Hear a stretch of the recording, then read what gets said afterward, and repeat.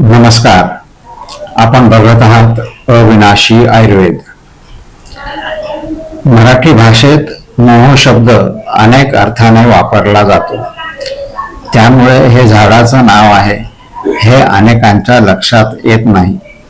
परंतु मोहाची फुलं म्हणून लक्षात घेतलं तर त्याचा अर्थ लगेच समजतो.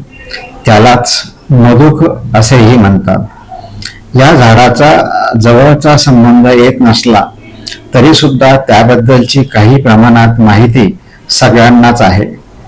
या मोहापासून मद्य निर्माण केलं जातं, मोहाची दारू, आणि ते औषध म्हणून अतिशय उपयुक्त आहे.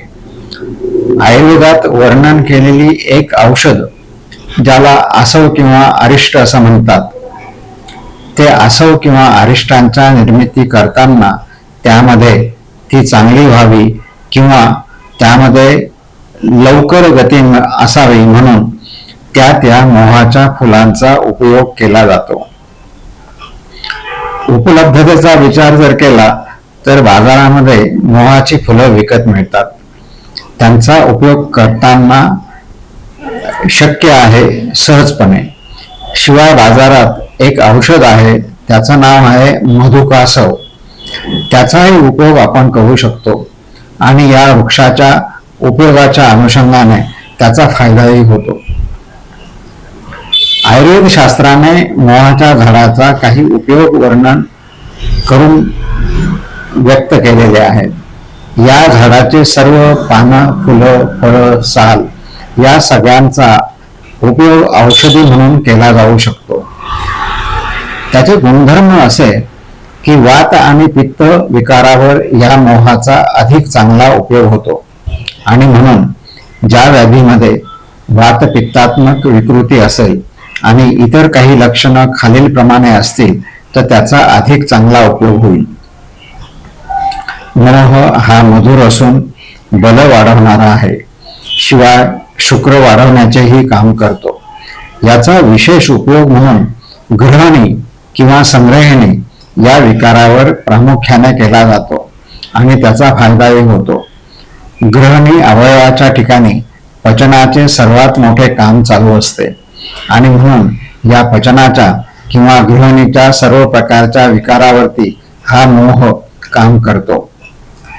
या आजारात कधी मला प्रवृत्तीला घट्ट होते, कधी पातळ होते अशी लक्षणं असतील तर तो रुग्ण बहुधा गृहिणी या आजाराचा असतो.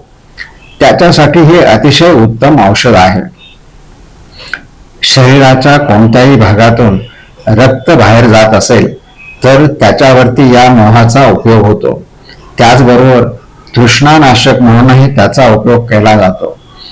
याशिवाय खोकला आणि श्वासव्याधी यावरही त्याचा अधिक चांगला उपयोग होतो. त्याचबरोबर मलप्रवृत्तीला सापही होते. भारतीय तत्वज्ञानावर उभ्या असलेल्या ज्योतिषशास्त्रामध्ये मोहाचे झाड हा रेवती नावाच्या नक्षत्राचा आराध्य वृक्ष आहे आणि रेवती नक्षत्र हे मीन राशीमध्ये येतं. त्यामुळे मीन राशीसाठी व रेवती नक्षत्रासाठी याचा इतरांच्या तुलनेने अधिक चांगला फायदा होण्याची शक्यता आहे. वर वर्णन केलेली लक्षणे आणि आजार असताना या सर्वांनाच या मोहाचा उपयोग होईलच. परंतु ज्यांचा जन्म रेवती नक्षत्रावर झाला आहे किंवा ज्यांची रास मीन आहे त्यांना याचा इतरांच्या तुलनेने अधिक फायदा होण्याची शक्यता आहे. उपलब्धता म्हणून विचार केला तर वर वर्णन केलेला मधुकासव हा कल्प बाजारात उपलब्ध आहे. त्याचा उपयोग केला तरी सुद्धा या संदर्भातल्या लक्षणांना निश्चितपणे फायदा होईल. धन्यवाद.